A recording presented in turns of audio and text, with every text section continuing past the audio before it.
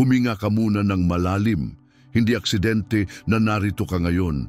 Bawat pagising ay panibagong pag-asa at ngayong umaga, nais ng Diyos na kausapin ka. Huwag mong hayaang lumipas ang araw na hindi mo siya nakakausap. Sabi sa awit 5:3, O Panginoon, sa kinaumagahan ay dinirinig mo ang aking tinig.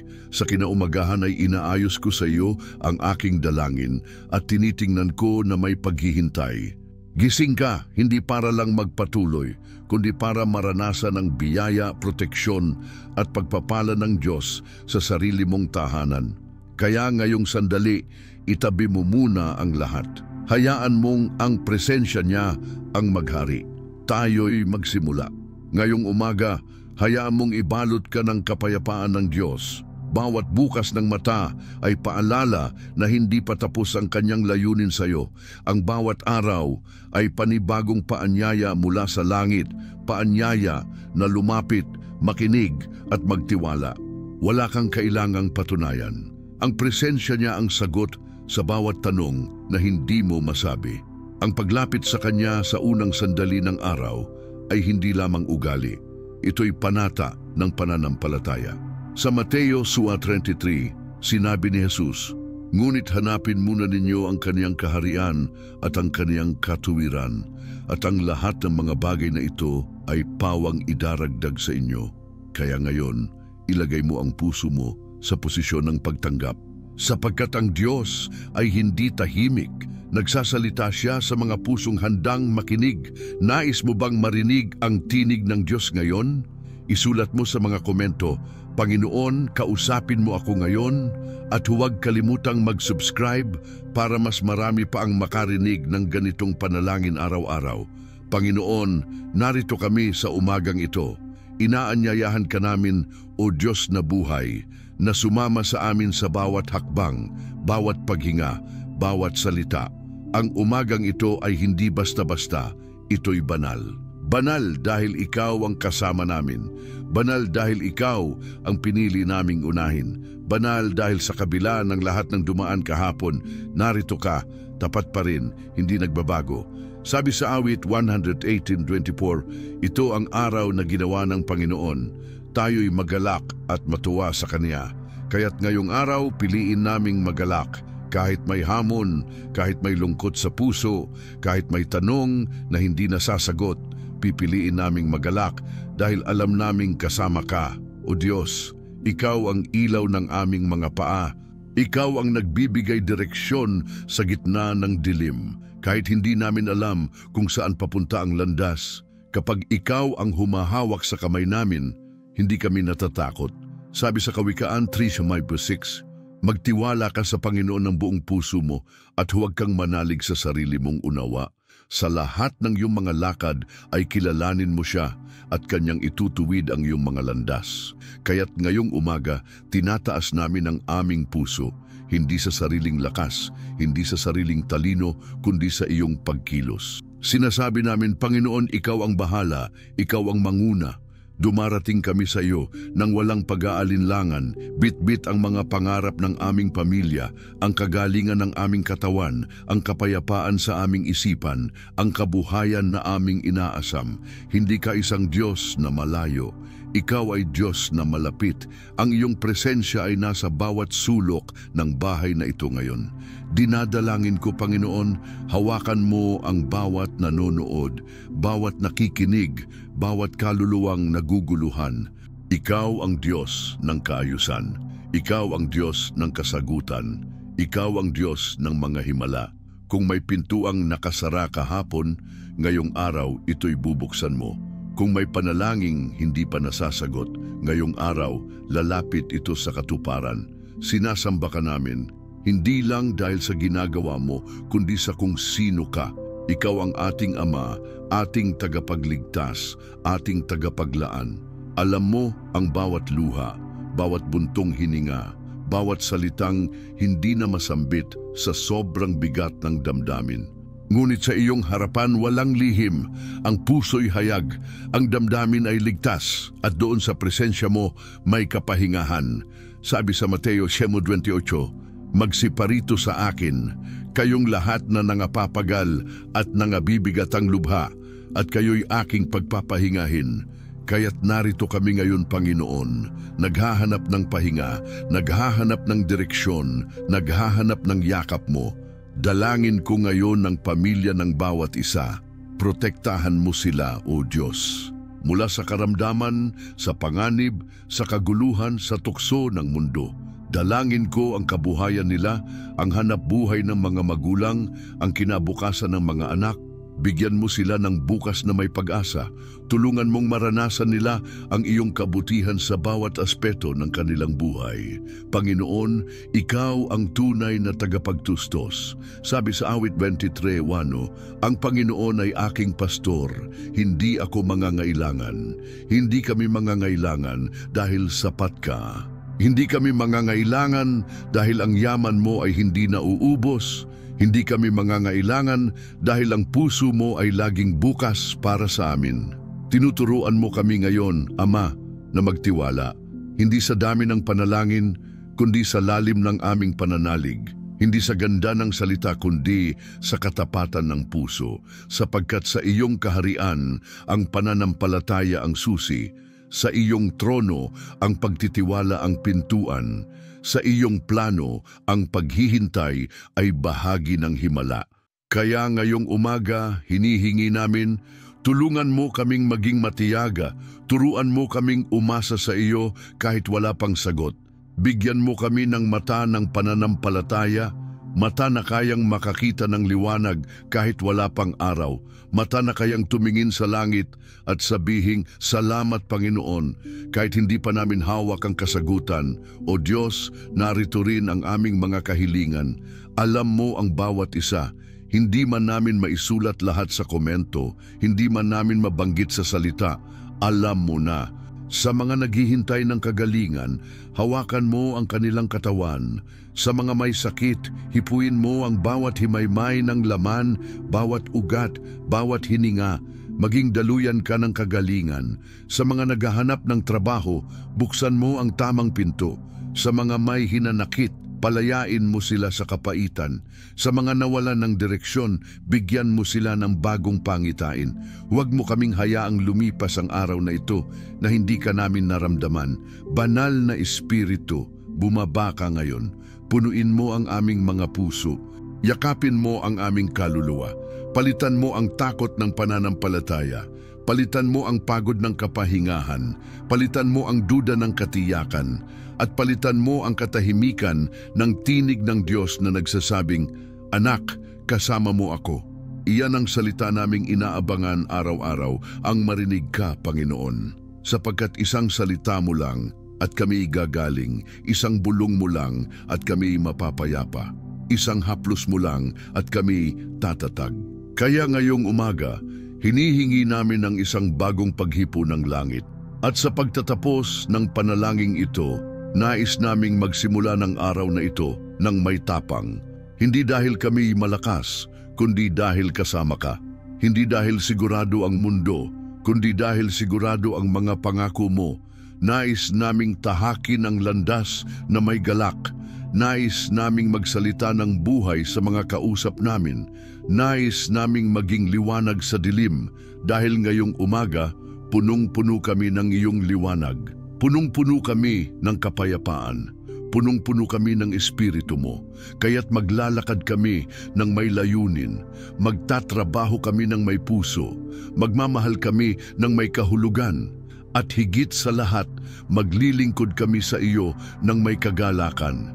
Mga kapatid, kung naramdaman mo ang kapangyarihan ng panalangin ito, gusto kong maglaan ka ng ilang segundo at magsulat sa komento. Isulat mo, "Salamat po, Panginoon, sa bagong umaga."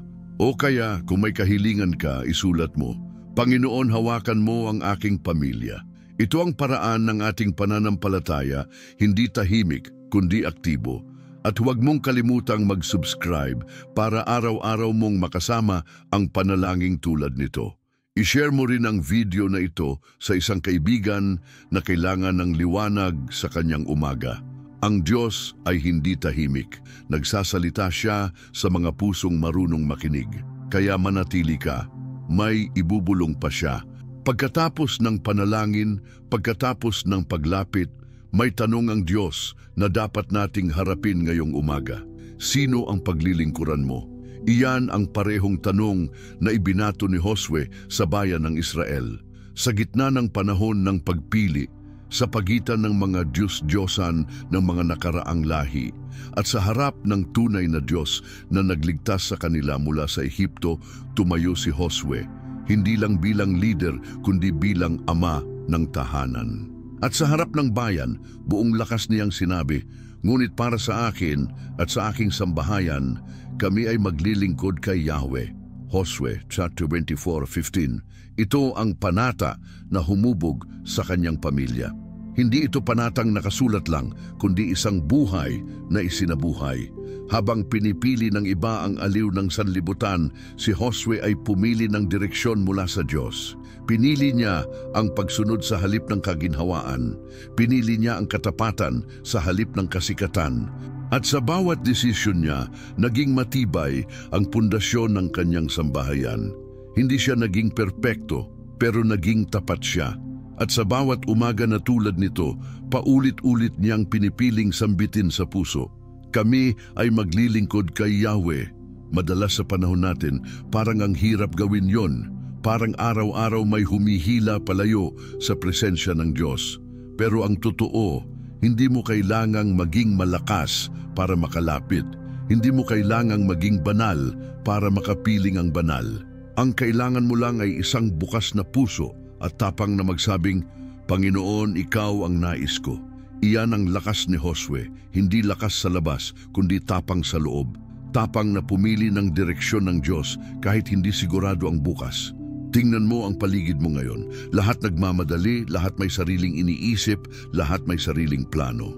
Pero sino ang handang tumigil, huminga, at magsabing, "Lord, ikaw ang masusunod"? Si Josue, kahit surrounded ng mga taong may kanya-kanyang iniisip, hindi natakot tumayo. Tumayo siya sa gitna ng takot at sinabi ang katotohanan. Ganyan ang direksyon ng Diyos. Hindi ito palaging madali, pero palaging tama. At alam mo, habang binabasa natin ang kwento niya, hindi lang ito kasaysayan. Ito ay paalala. Paalala na pwede rin tayong maging gaya ni Josue. Hindi kailangan maging kilala. Hindi kailangan maging pinuno. Kailangan lang ng paninindigan, kailangan lang ng puso na handang manindigan para sa Diyos. Puso na handang sabihin sa pamilya, "Simula ngayon, sabay tayong lalapit kay Lord." Puso na sa tuwing gigising sa umaga, sasambitin, "Ito ang araw na ginawa ng Panginoon. Magagalak ako at magpapasalamat." Isipin mo, ano kayang mangyayari kung lahat ng pamilya ay may isang Josue? Isang tatay, nanay, kuya, ate, anak, lolo, lola, kahit sino na magsasabing, "Ako ang unang maglalakad sa landas ng Panginoon." Magbabago ang tahanan, magbabago ang direksyon ng buhay, magbabago ang takbo ng umaga. Dahil kung si Josue ay hindi umatras, hindi rin tayo aatras. Sa bawat panalangin ng umaga, may kasamang pagpili. Pipiliin mo bang manatili sa dating daan o pipiliin mong humakbang sa panibagong direksyon kasama si Lord? Pipiliin mo bang paulit-ulit na mabuhay sa kaba o pipiliin mong itaya ang lahat sa pangako ng Diyos? Dahil ang direksyon ng Diyos ay hindi palaging malinaw sa simula pero palaging totoo sa dulo. Josue ay hindi lang leader, isa siyang ama, isang anak, isang lingkod, isang katulad natin. At ngayong araw, pinapaalalahanan tayo ng Diyos. Ang paninindigan mo ngayon, magtatakda ng direksyon ng pamilya mo bukas. Kaya huwag kang matakot magsimula. Huwag kang matakot magsabing, "Panginoon, narito ako." Iyan ang pinakamahalagang desisyon sa panalangin ng umaga, ang muling pagpili sa Diyos bilang una. At kung nararamdaman mo ngayon ang paghipo ng Espiritu Santo sa puso mo, pumikit ka sandali. Hindi mo kailangang magsalita ng marami. Isang bulong lang, sapat na. Sabihin mong, "Panginoon, gusto kong sundan ka. Ako at ang aking sambahayan maglilingkod sa iyo." Hayaan mong pumasok ang kapayapaan. Hayaan mong ang Espiritu ng Diyos ang magturo sa iyo ng mga susunod mong hakbang. Hindi ka nag-iisa. At sa tuwing sinasabi mo ang panalangin na iyon, may kilusan sa langit, may tugon, may kilos, may himala. Kaya kapatid, bago tayo magpatuloy sa susunod, gusto kitang hikayatin na ibahagi sa komento ang paninindigan mong ito. Isulat mo, kami ay maglilingkod kay Yahweh. O kaya naman, gabayan mo po ang aming buong pamilya, o Panginoon. Huwag mong hayaang dumaan ang araw na hindi mo sinambit ang iyong pananampalataya. At kung na-bless ka sa panalangin ito, huwag kalimutang i-like ang video na ito, mag-subscribe at i-share sa isang kapamilya, kaibigan o kakilala na nangangailangan ng gabay ngayong umaga. Dahil sa susunod nating bahagi, mas lalalim pa tayo. May isa pang kwento na magbubukas sa puso mo. Isang kwento ng pagsunod, pananampalataya at pag-asa sa gitna ng kawalan. Isang kwento na magpapatunay na sa bawat pagdedesisyon mong piliin si Lord, may dumarating na himala. Kung si Josue ay sumigaw ng paninindigan at si Elias ay humingi ng apoy mula sa langit, ngayon naman, pag-usapan natin si Abraham, ang ama ng pananampalataya. Bakit siya mahalaga sa panalangin sa umaga?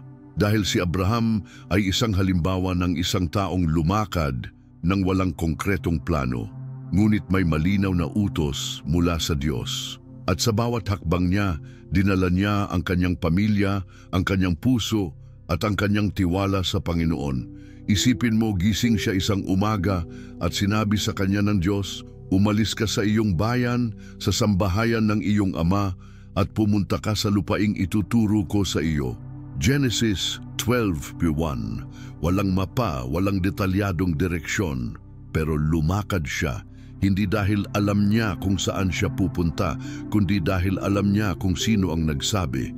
Ganyan ang tunay na kapangyarihan ng panalangin sa umaga, yung sa paggising mo pa lang, buo na ang loob mong sundin ang tinig ng Diyos, kahit hindi mo pa alam ang buong larawan.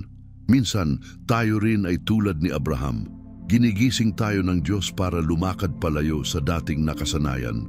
Pinalalayo tayo sa dating ugali, dating relasyon, dating takot, at dinadala sa panibagong direksyon. Pero paano ka gagalaw kung hindi mo naririnig ang tinig niya? Kaya mahalaga ang panalangin sa umaga. Ito ang daan para marinig mo ang tawag, ang utos, at ang pangako. At pansinin mo, ang pangako ng Diyos kay Abraham ay hindi simpleng biyaya lang. Ang pangako ay personal, malalim at pangmatagalan. Pagpapalain kita at ikaw ay magiging pagpapala. Genesis 12:2. Hindi lang siya tatanggap, kundi siya rin ay magiging daluyan ng pagpapala. Ibig sabihin, kapag sinunod mo ang direksyon ng Diyos, hindi lang ikaw ang mabibiyayaan, pati ang mga nasa paligid mo. Ganyan ka makapangyarihan ang presensya ni Lord sa buhay ng taong sumusunod. Ngunit hindi naging madali ang lahat. Dumaan si Abraham sa matinding pagsubok. Isa na rito ay nang hilingin ng Diyos na ihandog niya ang kanyang anak na si Isaac. Isang umaga tumayo siya, dala ang panggatong at kasama si Isaac ay umakyat sa bundok. Hindi niya alam kung paano matatapos ang araw na iyon. Pero nanalig siya. At dahil sa pananampalataya niyang iyon, inilaan ng Diyos ang isang tupa bilang kapalit ni Isaac. Dito natin makikita na ang tunay na pananampalataya ay nasusubok sa panahong hindi mo alam ang sagot. Sa gitna ng katahimikan, ang panalangin mo ang nagiging daan para marinig mong muli ang pangako ng Diyos. Kung nararamdaman mong nasa bundok ka ngayon ng pagsubok na parang may hinihingi si Lord na hindi mo kayang ibigay, alalahanin mo si Abraham. Tandaan mo na sa bawat bundok ng pagsunod, may nakalaang tupa, may nakahandang biyaya, may direksyon kahit sa gitna ng sakripisyo. At ang lahat ng ito, maririnig mo lang kung bukas ang puso mong makipag-usap kay Lord sa simula pa lang ng araw. Kaya sa tuwing bumabangon ka, sa halip na unahin ang kaba, ang takot, ang kaguluhan sa mundo, unahin mo ang Diyos. Iangat mo ang iyong puso sa panalangin. Hindi ito tungkol sa dami ng salita. Minsan, sapat na ang isang tahimik na, Panginoon, gabayan mo ako. Minsan, sapat na ang isang luha. Sapat na ang katahimikan dahil alam ng Diyos ang mga hindi mo nasasabi. Ang mahalaga ay ang pagtanggap mo sa kanyang paanyaya. Halika anak, sama-sama tayong lalakad ngayong araw. At habang lumalalim ang pag-unawa mo sa kahalagahan ng panalangin sa umaga, lumalawak din ang iyong pananaw sa direksyon ng Diyos. Hindi mo na lang basta tinatanggap ang araw, kundi tinatahak mo ito ng may layunin. Hindi mo na lang hinaharap ang problema, kundi nilalabanan mo ito gamit ang kapangyarihan ng kanyang presensya. At higit sa lahat, hindi mo na lang basta inaabangan ang biyaya, kundi ikaw mismo ay nagiging daluyan nito. Kaya ngayong umaga, tanungin mo ang sarili mo, Lord, saan mo ako gustong dalhin? Handa ka bang sumunod kahit hindi mo alam ang detalye? Handa ka bang isuko ang plano mo kapalit ng mas mataas niyang layunin? Tulad ni Abraham, maging bukas ang iyong puso. Hayaan mong ang panalangin mo ngayon ang maging simula ng iyong bagong paglalakad kasama si Lord. At kung naramdaman mong kinakausap kanya ngayon, kung nararamdaman mong may panawagan siya sa iyo, gusto kong hikayatin kang mag-iwan ng komento. Isulat mo, Panginoon, ako'y susunod. O kaya, gabayan mo po ako gaya ng paggabay mo kay Abraham. Isa itong paraan para patibayin mo ang panalangin mong sinambit ngayon. At kung na-bless ka, huwag mong kalimutang mag-subscribe para araw-araw mong makasama ang tinig ng Diyos sa bawat umaga. I-share mo rin ang video na ito sa isang kapatid o kaibigan na kailangan ng gabay at liwanag mula sa Panginoon. Ang Diyos ay patuloy na nagsasalita. At sa susunod, isasalaysay natin ang kwento ng isang babaeng binago ng Diyos. Isang patunay na kahit gaano pa kalalim ang sugat, may presensya ng Diyos na nagpapagaling at nagbibigay ng panibagong direksyon. Sa wakas, narating natin ang yugto kung saan ang Diyos ay hindi lang tumatawag, kundi kumikilos, isang pagkilos na propetiko, punong-puno ng pag-asa at katiyakan. Kaya ngayon pag-usapan natin si Hana, isang babae na nagdala ng kapangyarihan ng panalangin sa pinakamadilim at mabigat niyang umaga. Sa loob ng kabanalan ng templo ni Elika, naroon si Hana, umaga na umaga, nagmumura ang kanyang puso sa pagsamo. Hindi siya basta nanalangin, siya ay nagmamakaawa, humihiling sa kaibuturan ng kanyang damdamin para mabigyan ng anak. At hindi siya nakaiyak lang, ginawa niya iyon ng tahimik na para bang siya lang ang nanonood at nakikinig. Ngunit sa kabila ng pagdadamdam, naroroon ang panibagong araw. Sabi sa 1 Samuel 1:10, ang Biblia, lubha siyang nagdadalamhati at siya'y nanalangin sa Panginoon at lumuluha ng sagana. Ito ang larawan ng panalangin sa umaga, hindi laging maaliwalas, minsan mabigat, pero may direksyong nagaganap sa puso dahil hinahawakan ng Diyos ang bawat luha, bawat sigaw ng puso, sinasalo ang bawat pangarap. At alam mo kung ano ang ginawa ni Hana, hindi siya nang abandona sa kanyang panalangin. Bawat pag-iyak ay naging tulay ng kanyang pananampalataya. At nang saglit lang, kahit hindi malinaw sa amin kung kailan eksakto, isang bagong direksyon ang dumating. Ipinangako ng Diyos. Siya ay biniyayaan ng anak na si Samuel ang magiging dakilang propeta. Hindi dahil sa galing ni Hana, kundi dahil kumilos ang Diyos sa pamamagitan ng panalangin. Ipinahayag niya na kanyang naririnig ang mga dasal sa umaga. Ganito rin ang tinig ng Panginoon sa buhay mo. Kahit naguguluhan ka sa umaga, kahit may dalang bigat sa puso, huwag kang susuko sa panalangin. Dahil sa bawat luha, may pangakong sumasabay. Hindi palaging madali, hindi laging malinaw. Pero kapag tinanggap mo ang presensya ng Panginoon sa iyong umaga, unti-unti niya ring binabago ang direksyon mo. Isipin mo, kung kayang pukawin ni Hana ang puso ng Diyos mula sa sulok ng templo, kayang mong pukawin din ang kanyang pag-ibig at aksyon mula sa tahanan o kwarto mo ngayong umaga. Hindi kailangan maging maganda ang salita. Minsan, isang buong pagkilos ng puso ang sapat. At dahil dito nagsimula ang kapangyarihan ng panalangin, isang kapangyarihang naghahatid ng bagong araw, bagong tinig, bagong direksyon. Ngayon, tanungin mo ang sarili, anong hinihingi mo ngayong umaga? Hindi mo kailangan nitong isulat lahat, isan lang mula sa puso. Baka ito ang iyong Samuel moment, isang sagot sa malalim mong panalangin sa umaga. Kaya habang hinihintay natin ang susunod na bahagi kung saan tutunghayan natin ang mga himalang ipinapadala ng Diyos sa di inaasahang paraan, gusto kong anyayahan kang magkomento. Isulat mo, Panginoon, alam mo ang hinihingi ko. O kaya, salamat po Lord sa bagong umaga at bagong pangako. Huwag kalimutang isubscribe para araw-araw mong maramdaman ang tinig ng Diyos at kapangyarihan ng panalangin sa umaga. I-share mo rin ang video sa isang kapatid, kabarangay o yakap ng komunidad na kailangan din mong liwanag at direksyon ngayon. At manatili ka dahil sa susunod isusulat natin ang kwento ng isang bagong bukang liwayway, ng isang pagbangon mula sa pagkawala at ng direksyon ng Diyos na patuloy na gumigising sa atin. Habang nasusunod mo ang bawat salita sa paglalakbay na ito, mararamdaman mo kung paano unti-unting sumasabay ang tibok ng iyong puso sa tibok ng Diyos. Hindi ito pagtatapos. Ito'y simula ng bagong siklo ng kapayapaan, direksyon at pagpapala. Naway ramdam mo ang init ng kanyang presensya habang binibigkas mo sa sarili, Lord, kasama ka. Sa bawat sandali sa video na ito, ang tinig mo'y naging panalangin, ang pag-iyak mo'y naging awit, ang pag-asa mo'y naging panata. Ngayon, ipagpatuloy natin ang paglalakbay ng puso. Kung si Hana ay nagdala ng buong damdamin niya sa templo at nakuha ang tugon ng Diyos, ikaw rin ay makatatanggap ng sagot.